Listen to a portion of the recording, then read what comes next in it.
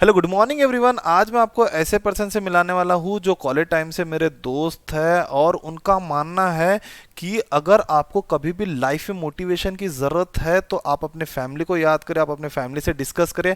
और उनका एक कहना है कि जो भी हमारे साथ होता है वो हमेशा अच्छे के लिए होता है। तो चलो हम उनसे मिलते हैं। तो हेलो मयूर, कैसे हो आप? मैं बढ़िया। तुम बताओ। मैं भी बढ़िया हूँ। तो स्टार्ट करें? बिल्कुल।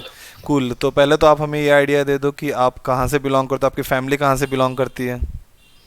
सो बेसिकली मैं और मेरी फैमिली नागपुर से ही बिलोंग करती है। और मेरे जो दादाजी उनके दादाजी है वो गोंदिया के आगे एक गांव है, आंधड़ गांव बोलते हैं, तो वहां से बिलोंग करते हैं। पर मैं और मेरी फैमिली वो नागपुर से ही बिलोंग करते हैं। कूल। एंड आपका स्कूलिंग या आपका जो एजुकेशन है वो सभी नागपुर से हुआ है? हाँ, सभी नागपुर से ही हुआ है। जैसे मेरा स्कूल था Saint Xavier's High School Nagpur. मेरा जो 12th का था कॉलेज वो था दायवाड़ी जूनियर कॉलेज कोराडी जो नागपुर के पास ही है। फिर graduation Saint Vincent Pallotti College of Engineering and Technology वो भी नागपुर में ही है। और एमबी मेरा KDK College of Engineering and Management यहाँ से हुआ है। ओके। तो ये जो आपकी जर्नी है, लाइक हम अगर 10th क्लास से 12th क्लास तक के जाए तो आपने उसमें जनरल ग्रुप लिया था स्टडी करने के लिए या आपने बायोफोकल लिया था? तो ये कैसे रहा आपका? तो ऐसा कि 10th के बाद मैंने रियलाइज किया कि मेरा बायो से ज़्यादा मैथ्स की तरफ ज़्यादा फोकस है। हम्म। तो मैंने वो सोचा कि अपन उधर ही जाएंगे। 10th में मेरे परसेंटेज बोले तो 76 एंड ऑल, 76% ही थे। तो लाइक उसके लिए भी हम बहुत कुछ सुन चुके हैं पापा से कि परसेंटेज होनी चाहिए। परसेंटेज अभी 80 से आगे भी बढ़ो, 70 और 80 के बीच में रहते, जैसे हम दोनों भाई का ऐसे ही था। 70 और 80 के बीच में थे, तो एवरेज स्टूडेंट ही थे हम लोग।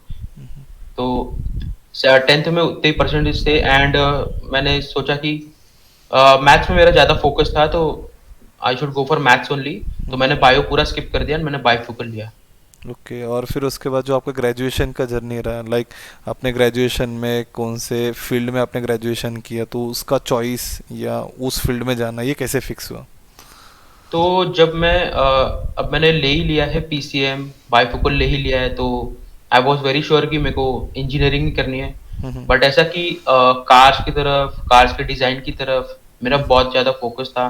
मैं और मेरा भाई उसके बारे में बात करते रहते, तो मैं सोचा कि mechanical engineering good for that. वहाँ पे मैं सीख सकता हूँ, डिजाइन सॉफ्टवेयर सीख सकता हूँ। सो मैंने इंजीनियरिंग चूज की और उसमें मैंने मैकेनिकल चूज किया कि मैं अपने अपना वो जो है अपना कार का डिजाइन का उसको वो मैं अपना ड्रीम फॉलो कर सकता हूँ। सो वो जर्नी में मैंने डिजाइन के सॉफ्टवेयर भी सीखे।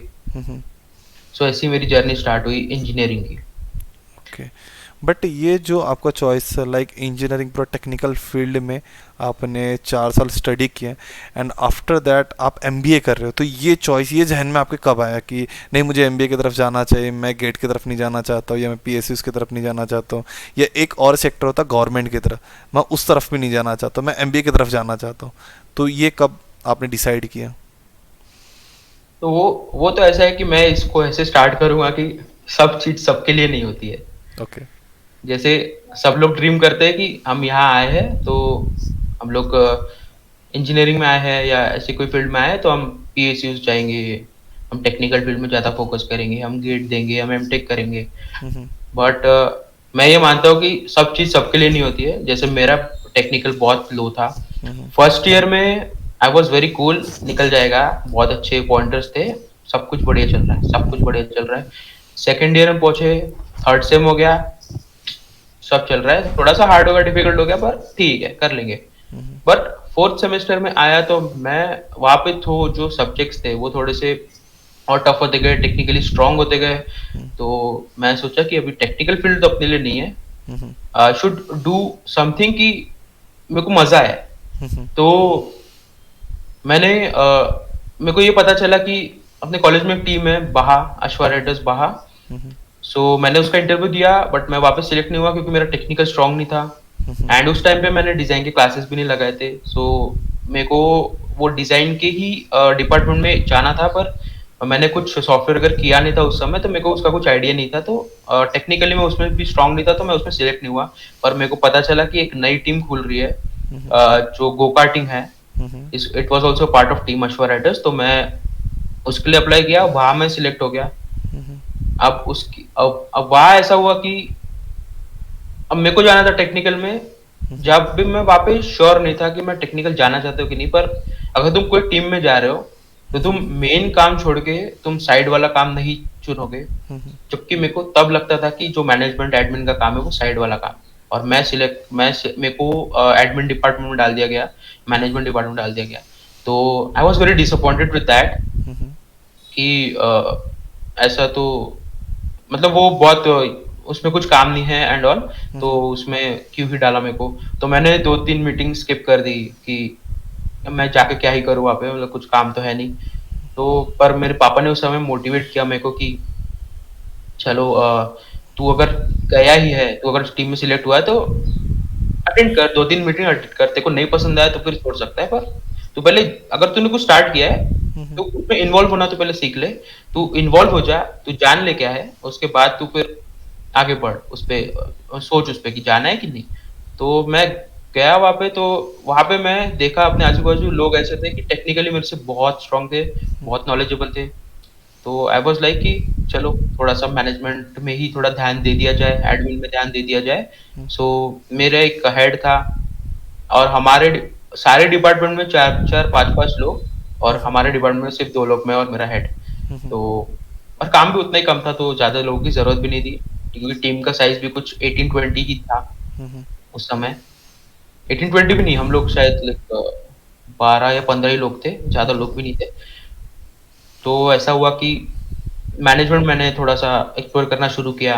तो और उस टाइम पे बस इतना था कि डॉक्यूमेंटेशन एंड इंस्टॉलमेंट्स, बजट देखना, स्पॉन्सरशिप्स देखना, तो यही सब काम था। तो it was like good going and वो होने के बाद अभी हमने फर्स्ट कंपटीशन ली। फर्स्ट कंपटीशन में गए तो फर्स्ट कंपटीशन में हमारा 77 कुछ रैंक आया, 77, नॉट 77, 77 टीमों में से हमारा 27th रैंक कुछ आया।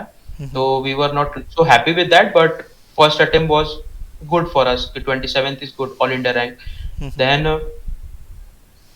अब ऐसा हुआ कि सेकंड इसमें हमारे मेरे जो मैनेजमेंट जो हेड थे उन्होंने छोड़ दिया था। तो अभी सारा काम मेरे पे आ गया था, तो मैं अकेला था एडमिन में, और मेरे साथ कोई था भी नहीं, मैं अकेला ही था, तो मैं हैंडल कर रहा था। तो मेरे को हेड बना दिया एडमिन का। सो हम फिर पुणे गए, पुणे के कंपटीशन में गए। तो वहाँ पे ऐसा हुआ कि सब कुछ मैनेजमेंट का काम मैं ही हैंडल कर रहा था अकेले। तो थोड़ा डिफिकल्ट था, पर मेरे को समझ में आ गया कि ये भी कोई छोटी चीज नहीं है। ये भी ये भी इतनी स्ट्रांग चीज है कि अगर मैनेजमेंट ना हो तो टीम नहीं चल सकती। तो इससे मेरे को बहुत अच्छा लेसन मिल गया कि कोई भी चीज छोटी नहीं होती। वो हो गया। तो पुणे की कंपटीशन भी हमारी अच्छी रही, पर थोड़ा सा प्रोग्रेस किया हमने पिछले बार से। कुछ 11th 12th रैंक आया, पर इतना भी सेटिस्फाइंग नहीं था। Then I have started my journey as a HR, like exploring the HR field. वो स्टार्ट ऐसी हुई कि जैसे हमारे पुणे की कंपटीशन खत्म हुई, हमारे जो सीनियर्स थे वो ग्रेजुएट हो गए, वो पास आउट हो गए, एंड हम लोग सिर्फ बचे 6-7 लोग बचे, and we have to make a team of 20। So 13 vacancies were there in our team. So तब हमने रिक्रूटमेंट शुरू करे। तो रिक्रूटमेंट शुरू करने के पहले सीनियर्स लोग ने डिसाइड किया कि हम कैप्टन और वाइस कैप्टन तो बना के ही जाएंगे नए। तो उस टाइम पे सीनियर्स ने फोर्स किया थोड़ा कि तू बन जा कैप्टन या वाइस कैप्टन। पर मेरे को पुणे वाले एक्सपीरियंस से समझ में आ गया था कि मैनेजमेंट बहुत बड़ा है। अगर मैं टीम मैनेजर भी हूँ, मैं वाइस कैप्टन भी हूँ, तो दोनों प्रेशर में हैंडल नहीं कर सकता। तो वो ऐसा कि कैप्टन वाइस कैप्टन तुम बन रहे हो तो तुम्हारा टेक्निकल तो पहले बहुत स्ट्रांग बना, मैनेजमेंट तो ठीक है पर टेक्निकल तुम्हारा बहुत स्ट्रांग बना। अब वो उसमें मैं तो रियलाइज कर चुका था कि वो अपना तो नहीं है। तो I have like back out from that कि मेरे को नहीं करना है, मेरे को वाइस कैप्टन वाइस और कैप्टन नहीं बनना है। I am like happy with that team manager. और कैप्टन वाइस कैप्टन से अगली जो नीचे वाली पोस्ट आती है वो टीम मैनेजर है। तो I was very happy with that. मैं तभी पीछे पीछे नहीं रहा हूँ ऐसा।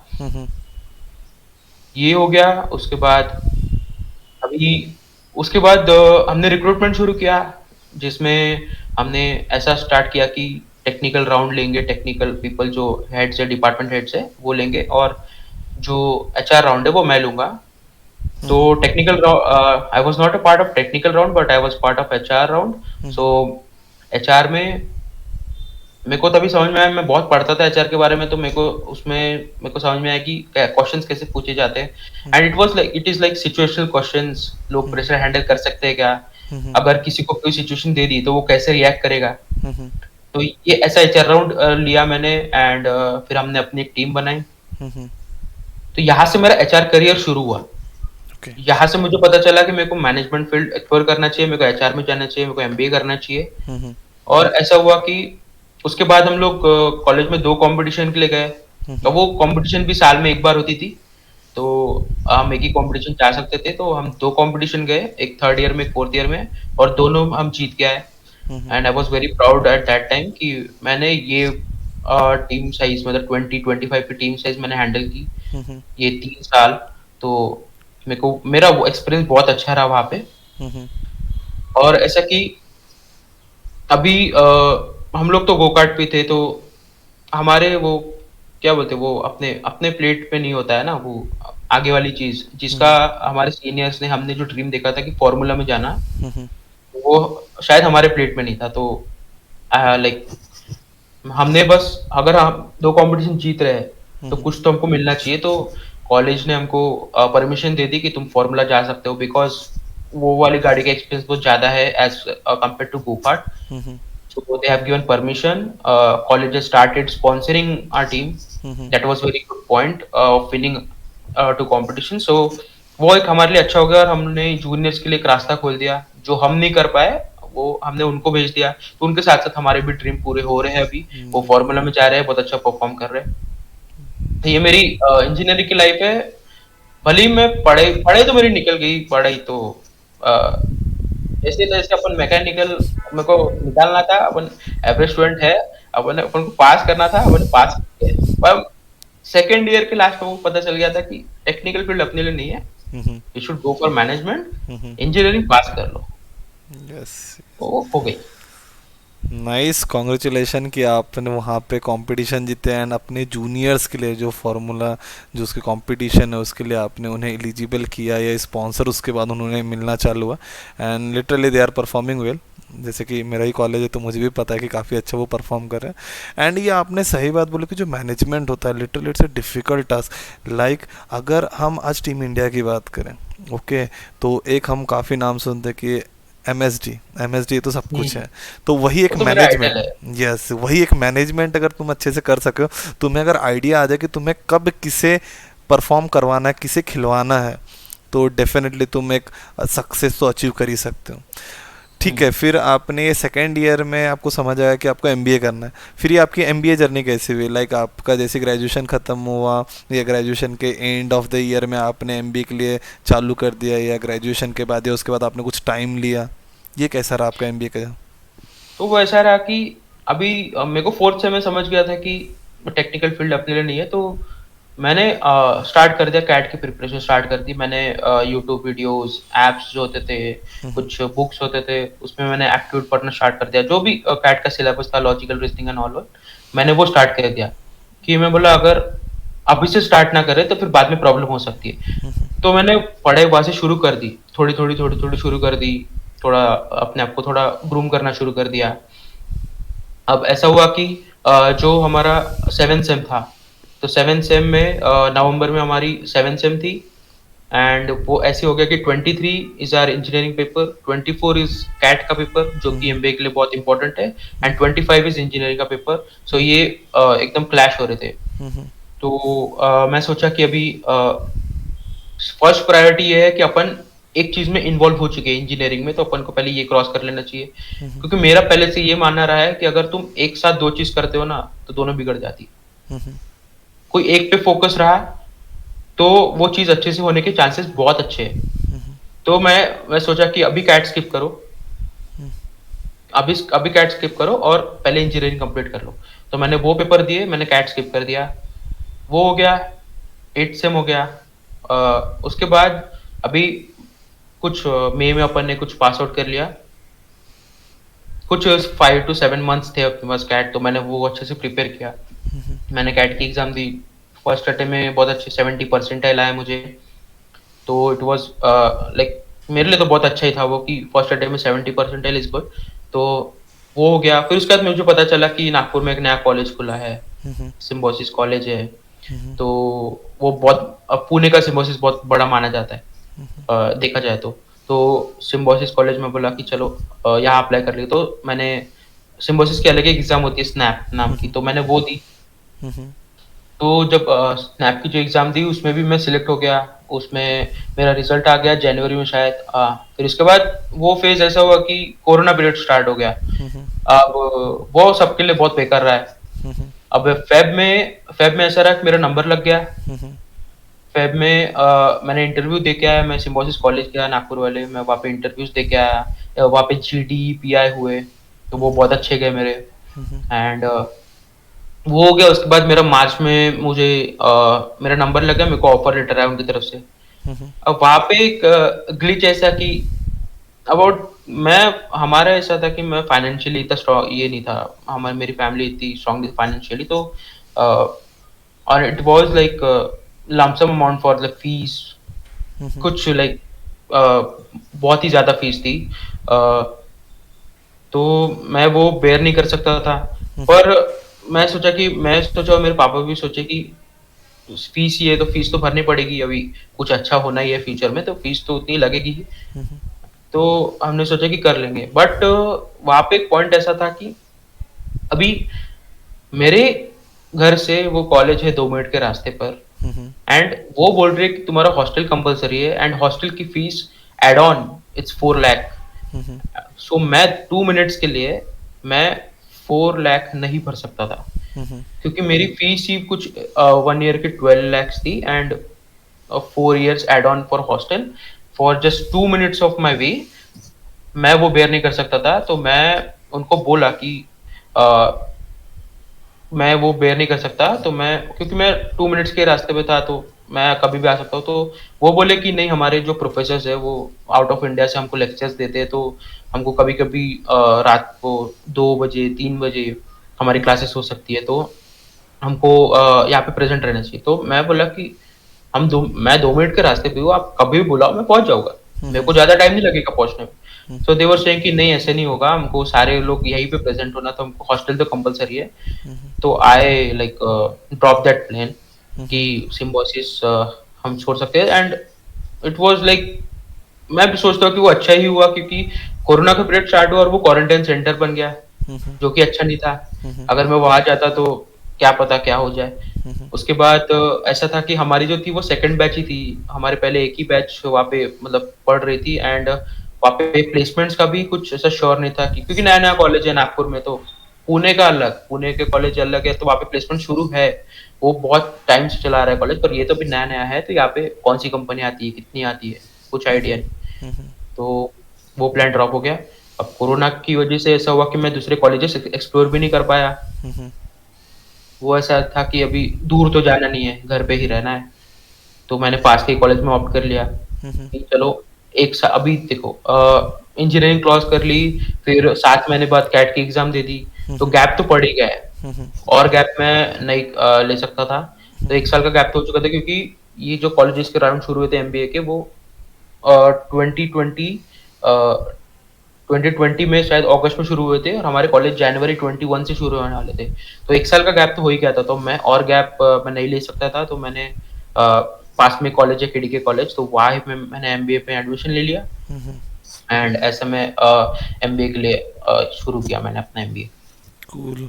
तो फिर ये जो आपका एमबीए का जर्नी रहा, लाइक अपने कॉलेज जो 2 इयर्स का किया, तो वहाँ पे आपको कुछ ऐसी चीज़ें सीखने के लिए मिली, लाइक आपने अपने ग्रेजुएशन लाइफ में तो काफ़ी चीज़ सीख लिया था कि लाइक मुझे इस चीज़ में पैशनेट है, वहीं से आपका शुरुआत हो चुका, बट वो जो रियल मोटिवेशन आता कि यस यू फाइंड आउट कि तुम इसी के लिए बने हो, तुम्हारा पैशन क्रिएट हो चुका, अब तुम इसमें ही प्रोग्रेस करना है या इसी को अब डेफिनेटली करियर बना के चलना है, ये आपको कब जहन में आ गया? क्या ये आपको ग्रेजुएशन में ही आ गया, या जब आपने एमबीए की शुरुआत किया या एमबीए से कुछ लर्निंग किया आपने? तो वहाँ से आपको या अपने आप को खुद आपने वैसा बनाया, लाइक कुछ स्किल्स हमारे हमारे लिए काफ़ी इंपॉर्टेंट होता है, तो वो आपने कॉलेज में या ग्रेजुएशन के टाइम पे? वो कैसा रहा कि मुझे तो समझ में आ गया था इंजीनियरिंग में कि अपने को एमबीए में तो जाना ही है। पर मेरे को एमबीए में आने के बाद समझ में आया कि एक्चुअली लोग एमबीए करते क्यों है। Engineering is technical field. तुमको टेक्निकली स्ट्रांग करते हैं वो लोग कि जब भी तुम कोई भी कंपनी में अप्लाई करो तो तुम टेक्निकली स्ट्रांग रहो। एमबीए इज तुम खुद की पर्सनैलिटी ग्रूम करते हो। तुम खुद को एज अ इंडिविजुअल सबके सामने प्रेजेंट कर पाओ। तुम पब्लिकली बोल पाओ। तुम अगर तुम्हारे सामने 1000 लोग भी है तो तुम बिना डरे बोल पाओ। तुम अपनी पर्सनैलिटी ऐसी बनाओ कि सब तुम्हें अप्रिशिएट करे। So it was like personality grooming for me. And पहले 2 साल तो ऐसे कि निकले, कॉलेजेस ने एग्जाम लिए एंड वो पास हो गए। वो ऐसा रहा। एंड उस समय मैं आज तक मैं बोल रहा हूँ, मैं कभी कोई ऐसी एक्सटेम्पोर स्पीच ऐसी कोई कंपटीशन में आज तक मैंने हिस्सा नहीं लिया था। मतलब केडीके में जब पहली बार मैं एक्सटेम्पोर कंपटीशन हुआ, ऑनलाइन हुआ, मैंने पार्ट लिया और बिलीव नहीं कि मैं वो भी जीत गया। पता नहीं कैसे वहां पे इंग्लिश हिंदी दो लैंग्वेज में तुम स्पीच दे सकते थे, एक्सटेम्पोर की स्पीच। पर वो ऐसा रहा कि मैं जैसे बोला कि इंग्लिश, मेरे को इंग्लिश अपनी स्ट्रांग तो करनी थी, क्योंकि अगर तुम एमबीए कर रहे हो तो तुम्हारी इंग्लिश बहुत अच्छी होना है। तो मैं एचआर में जा रहा हूँ, अब एचआर लोग इंग्लिश तुम सुन ही चुके होगे। तो एचआर लोग की इंग्लिश ऐसी होना कि लाइक एकदम परफेक्ट, कि कैंडिडेट कोई भी कैंडिडेट के सामने अभी तुम एक्सपीरियंस पीपल को हैंडल हायर कर रहे हो तो उनकी इंग्लिश अपने से बेटर नहीं होनी चाहिए।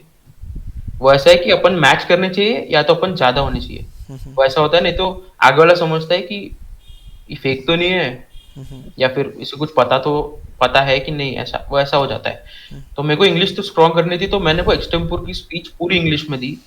एंड मेरे को बहुत अच्छा टॉपिक भी मिला था, बहुत आसान भी था वो, स्वच्छ भारत अभियान, and it was very good.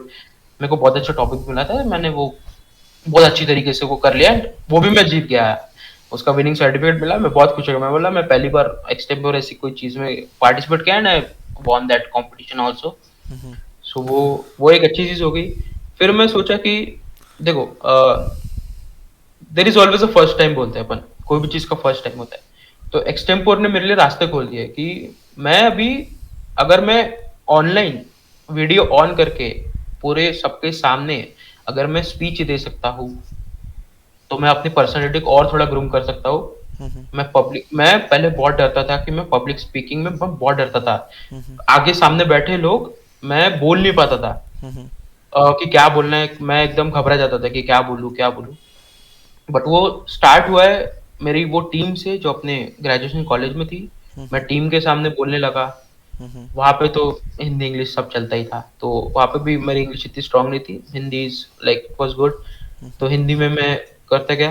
पर मेरे को पता चल गया कि एमबीए में इंग्लिश इज वेरी इंपॉर्टेंट। तो अभी इंग्लिश में मेरे को बहुत ज्यादा कुछ सीखने की जरूरत थी। तो और अगर कोई इंग्लिश में मेरे को अगर किसी के सामने बोलने लग जाए तो मैं घबरा जाता था कि इंग्लिश तो अपनी है नहीं इतनी अच्छी। तो पर एक्सटेम्पोर जब हुआ, वो कंपटीशन जब हुआ, उसके बाद मेरे को समझ में आ गया कि अपन को अभी करना चाहिए, कुछ एक्सप्लोर करना चाहिए। तो उसके बाद मैंने जितने भी इवेंट्स हुए, like it was Mardaani that happening on that women's day, farmers day पे एक इवेंट होता था। फिर हमारे कुछ कॉम्पिटिशन्स या कुछ इवेंट्स रखते थे उस पे होता था। फिर फेयरवेल, फ्रेशर्स, ये सब चीज में due to I won that competition extempore one, my HOD and my teachers they like forced me to do anchoring कि तू अच्छी एंकरिंग कर लेगा। और मैं खुद के लिए श्योर नहीं था, वो मेरे लिए श्योर थे, मैं खुद के लिए श्योर नहीं था। ओके। तो मैं तो बहुत मना किया है उनको कि मैं नहीं कर रहा हूँ, वो मेरे से नहीं जम रहा है। और मेरे हाथ वो एंकरिंग मतलब वो तो ठीक है, एक्सटेम्पोर में घर पे हूँ, मैं वीडियो पे हूँ, ठीक है उतना चल जाएगा। पर एक्सटेम्पोर सबके सामने माइक पकड़ के मेरे से, मैं वो ही सोच रहा था कि मैं कैसे करूंगा। पर वो बोलते कि कर, मैं ऐसा सोचा कि देखो अपने को प्रोग्रेस करना है, अपने को सबके सामने पीछे नहीं रहना है, अपने को आगे बढ़ना है। तो चलो ट्राई करते हैं। तो वो स्टार्ट हुआ वुमेन्स डे से मर्दानी इवेंट पे। तो मैंने एंकरिंग की, वहां से मैं स्टार्ट किया। तो मैं इतनी जो सारे मैंने बताई जो इवेंट्स हुए, सब मैं एंकरिंग की। Cool cool. एंड मैं इतना अपने आप को प्रोग्रेसिव दिखता गया कि मेरी प्रेजेंटेशन स्किल इतनी अच्छी हो गई कि जो लास्ट हमारा एमबीए का जो लास्ट होता है, एक होता है प्रोजेक्ट का होता है, अपने को प्रोजेक्ट प्रेजेंट करना होता है, और एक होता है ओपन डिफेंस होता है, exit seminar and open defence. उसमें ऐसा होता है कि तुम अपनी जर्नी बताओ कि तुमने पढ़ाई के अलावा, एमबीए में पढ़ाई के अलावा क्या क्या किया। वो प्रेजेंटेशन मेरे इतने अच्छे हुए क्योंकि मेरे पीपीटी में मैं इतना कुछ ऐड किया हूँ, इवेंट, कोर्सेस, इंडस्ट्रियल विजिट्स, ये सब मैं ऐड किया हूँ। और मेरे प्रेजेंटेशन में बहुत कुछ था, बाकी लोगों के कंपेरेटिव मेरे प्रेजेंटेशन में बहुत कुछ था। तो वो एक्सटर्नल जो आया था वो भी खुश हो गया, and I got like 95 out of 100 in that. So nice. I मैं मैं वहाँ पे जब मैं एमबीए करके निकला हूँ, मेरा फेयरवेल हुआ है। I was awarded student of the year for that batch. So मेरे को बहुत अच्छा लगा कि मैं जिस तरीके से आया था, इंग्लिश में इतना कमजोर, मैं एमबीए से निकल रहा हूँ एज अ ग्रूम पर्सन। एकदम मेरी पर्सनैलिटी एकदम पूरी डिफरेंट हो गई। और मैं एमबीए में इतना कुछ सीखा हूँ कि अभी अगर मेरे को किसी के सामने खड़ा कर दो, 1000 लोगों के सामने खड़ा कर दो, मैं इंग्लिश में स्पीच दे सकता हूँ, मेरे को कोई प्रॉब्लम नहीं। Nice nice. इसी से रिलेटेड मैं आपसे एक सवाल पूछूंगा कि आजकल ऐसा होता है कि कॉलेज में मल्टीपल इवेंट्स होते हैं बट स्टूडेंट पार्टिसिपेट नहीं करते एंड दे आर लाइक कि अपने फ़ोन में लगे हैं। सो आप क्या मतलब एक मैसेज देना चाहते हो स्टूडेंट को कि एक्स्ट्रा करिकुलर एक्टिविटीज़ में अगर वो पार्टिसिपेट करते तो एक पब्लिक स्पीकिंग होता है, कम्युनिकेशन पार्ट होता है, तो इसमें काफ़ी उन्हें हेल्प हो सकता है, काफ़ी इंप्रूवमेंट कर सकते हैं, लीडरशिप क्वालिटी होती है। तो आपका क्या मैसेज है कि इवेंट्स में पार्टिसिपेट करना चाहिए? मेरा ये कहना है कि कंपटीशन तुम जा रहे हो तो ये मत सोच के जाओ कि अरे हम जीतेंगे तो नहीं, तो जाके क्या ही करें। जीतना डजंट मैटर्स, मैटर ये करता है कि तुम पार्टिसिपेट कर रहे हो। अगर तुम पार्टिसिपेट कर रहे हो तो तुम सीख रहे हो कुछ। तुम कोई भी इवेंट हो, तुमने अगर कोई काम ये नहीं किया है जो वहां पे लग रहा है, जो तुम वहां पे करना चाहते हो पर तुमने कभी नहीं किया है, फिर तो तुम मैं ये बोलना चाहूंगा फिर तो तुम पहले जाओ। क्योंकि अगर तुम वो चीज का एक्सपीरियंस नहीं ले रहे हो ना, तो तुम आगे, तुम्हारा वो फर्स्ट टाइम कभी नहीं आएगा। और मैं जैसे बोला कि there is always a first time, तो वो फर्स्ट टाइम तुम खुद अपने सेल्फ कॉन्फिडेंस से ला सकते हो। वो फर्स्ट टाइम तुम खुद जाओ, तुम खुद के लिए अगर इनिशिएटिव लोगे ना, तो वो तुम्हारे लिए हमेशा सही रहेगा।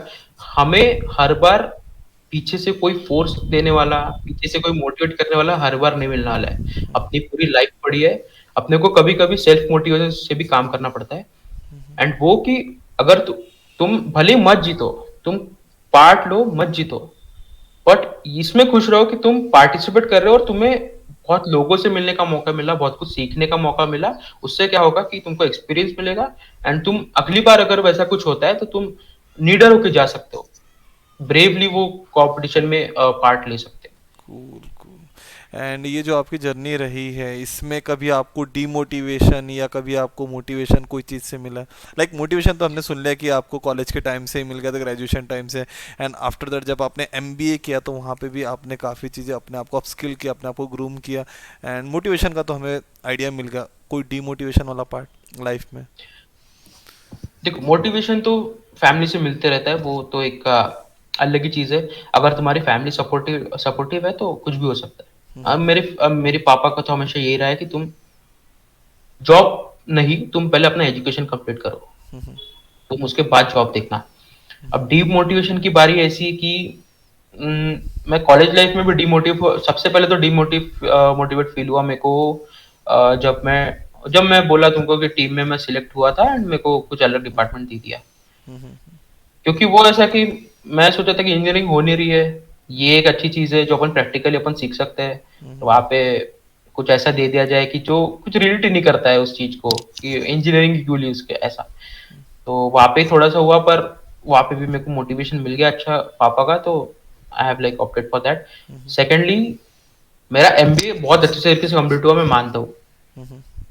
पर जब मैं फर्स्ट ईयर के बाद जब मैं जॉब देखना शुरू किया, because it was very important कि तुम सेकेंड ईयर के पहले से जॉब देखना शुरू करो, तुम अगर वो स्टार्ट नहीं करोगे तो तुम सेकंड एमबीए कंप्लीट होने के बाद तुम बहुत लेट हो जाते हो कि अभी एमबीए कंप्लीट हुआ अभी जॉब देखना शुरू कर, दैट इज टू लेट। क्योंकि जब मैं इंटरव्यूज दे रहा था तो मेरे को इंटरव्यूअर बोल रहे थे कि तुम बहुत अच्छा कर रहे हो, बोले कि सेकेंड ईयर के पहले तुम मतलब तुम अपना एमबीए कंप्लीट होने के पहले जॉब देख रहे हो। क्योंकि हमारा ऐसा होता है, बोले कि हमारे पास ऐसे लोग आते हैं कि एमबीए कंप्लीट करके बैठे हैं, एमबीए कंप्लीट हो गया 2 महीने बैठे, 3 महीने बैठे, उनको नहीं मिल रही, जॉब नहीं मिल रही।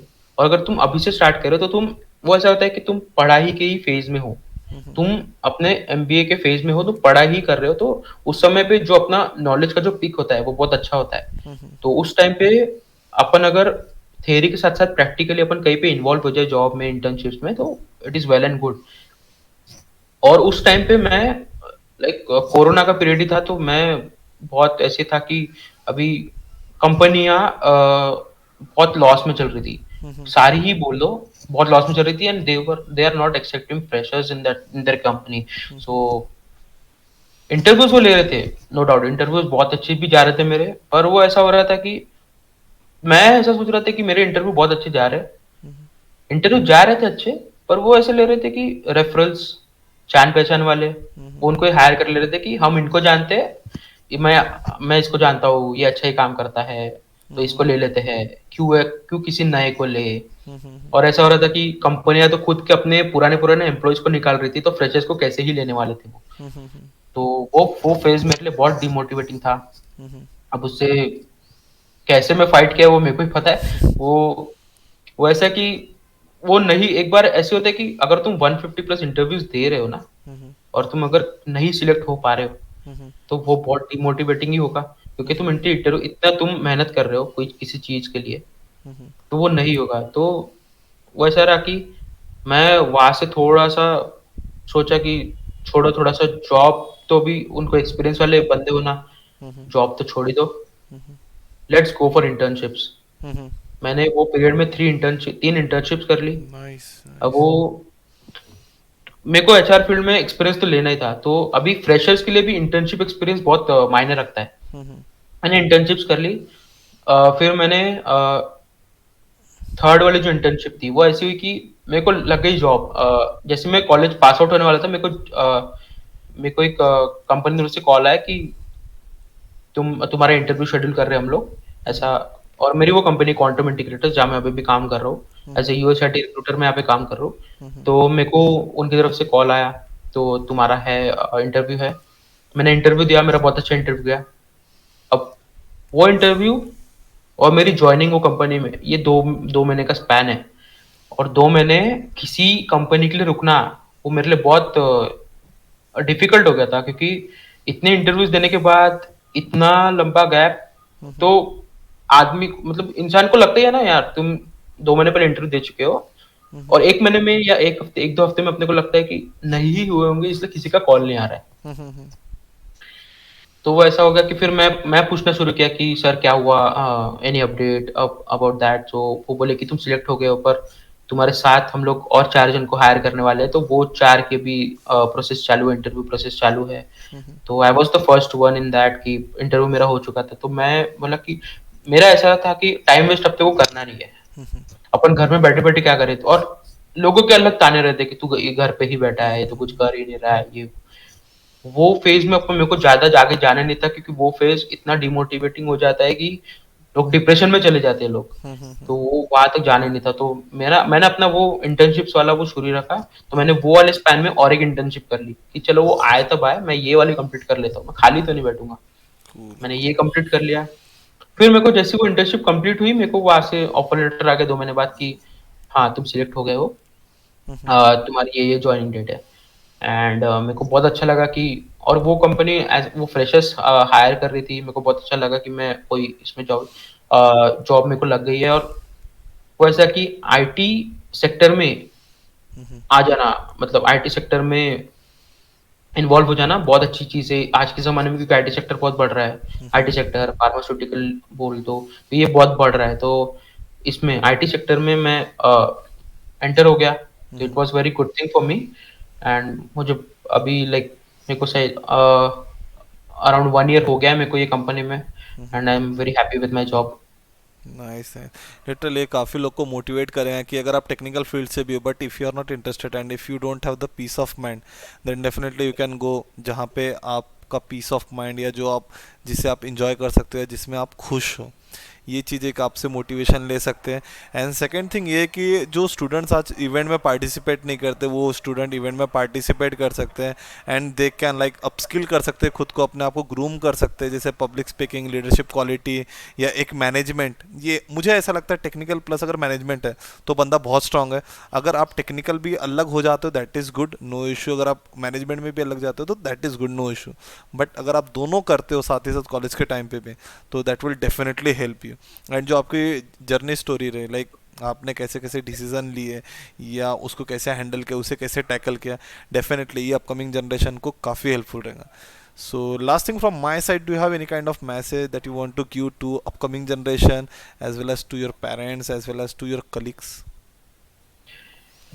तो मैं ये बोलना चाहूँगा कि सबसे पहले तो अपने अपने समान मतलब स्टूडेंट्स पे ही आते हैं। Mm-hmm. वो ऐसा कि अगर तुम कोई गोल सिलेक्ट कर रहे हो Mm-hmm. तो जस्ट फोकस ऑन दैट। अगर तुमको टेक्निकल में जाना है तुम टेक्निकल में ही जाओ, Mm-hmm. तुमको मैनेजमेंट में जाना है तुम मैनेजमेंट में जाओ, Mm-hmm. तुमको गवर्नमेंट एग्जाम देनी है तुम वही दो, Mm-hmm. तुमको गवर्नमेंट जॉब के लिए जाना है तुम वही करो, तुमको प्राइवेट में जाना है तुम प्राइवेट में जाओ। Don't go for like government job भी करेंगे प्राइवेट जॉब भी करेंगे। गवर्नमेंट जॉब में भी बहुत सारे कुछ होती है, Mm-hmm. तो हर एग्जाम दे रहे सब कुछ कर रहे हैं।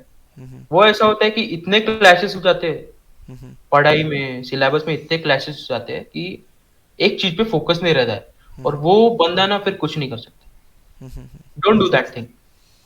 अगर तुमको गवर्नमेंट जॉब करना है जस्ट फोकस ऑन दैट। अगर तुमको टेक्निकल फील्ड नहीं जाना है मैनेजमेंट जाना है just focus on that. Don't go for मेरे को एमटेक भी करना है मेरे को एमबीए भी करना है, Mm-hmm. Not like this. मैं जैसे श्योर था मेरे को एमबीए ही करना है तो मैं वही फील्ड में आ गया हूँ। मैं जैसे श्योर था कि मेरे को एचआर में ही जाना है मैं एचआर में ही हूँ। Mm-hmm. मैं अपना माइंड भटकने नहीं दिया। अभी तो मैं देख रहा हूँ जनरेशन को, मेरे जो कॉलेजेस के जूनियर्स है मैकेनिकल इंजीनियरिंग ऑप्ट करके सब आईटी सेक्टर में बैठे हैं। मेरे को तो बिल्कुल वो बेकार लग रहा है कि पर तुमने वो लिया है Mm-hmm. तो you can explore in that. Mm-hmm. तुम आईटी जॉब लेके बैठे हो Mm-hmm. तो दैट इज नॉट गुड मेरे ख्याल से। तो पर सबकी अपनी अपनी चॉइस होती है and it's all about money at the end. तो मैं कुछ ऐसा कुछ ये नहीं बोल रहा हूँ, no regrets on that, but If basically you're enjoying it, then या that's good. मेरे को Otherwise, ये कहना है कि तुम एक पे ही फोकस रहो। तो अगर तुम एक पे फोकस हो तो तुम बहुत अच्छे से अपनी लाइफ एंजॉय कर पाओगे। और अगर तुम भटकते ही रहे कि मेरे को ये भी करना है वो भी करना है ये भी करना है वो भी करना है, तो तुम वैसे के वैसे ही रह जाओगे, कुछ नहीं कर पाओगे। तो cool, just cool. Focus on that. About like मैं पेरेंट्स को बोलना चाहूंगा कि जैसे मेरे पेरेंट्स बोले कि first of all you computer education it is must. तुमको जहाँ तक एजुकेशन करना है तुम कर लो। मास्टर्स इज सेकंड लास्ट, क्योंकि उसका कुछ पीएचडी होता है। Mm-hmm. पीएचडी तो तुम जॉब करने के बाद 2-3 साल बाद जॉब करने के बाद तुम पीएचडी कर सकते हो। Mm-hmm. और मास्टर्स तक के अगर तुमको मास्टर्स करना है तो Mm-hmm. You should go like in a continuous way. तुम एजुकेशन कंटिन्यू जाओ, मास्टर्स पूरा कंप्लीट करो, then you go for job. Cool, cool. और अगर तुमको मास्टर्स नहीं ही करना है तो बैचलर्स के बाद तो जॉब तो अवेलेबल रहती है, तुम कर लो जॉब।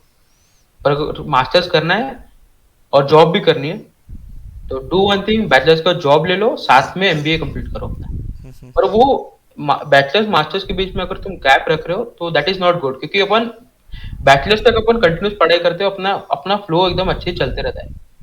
और कुछ साल बाद मास्टर्स कर रहे हैं अपना फ्लो पूरा बिगड़ जाता है पढ़ाई करने का। और मास्टर्स ऐसा चीज नहीं है कि वो ऐसी निकल जाए, वो उसमें भी फोकस बहुत बहुत लगता है। वो उसमें पेपर्स होते हैं, थ्योरी पेपर्स होते हैं एंड ऑल, तो उसमें भी फोकस लगता है।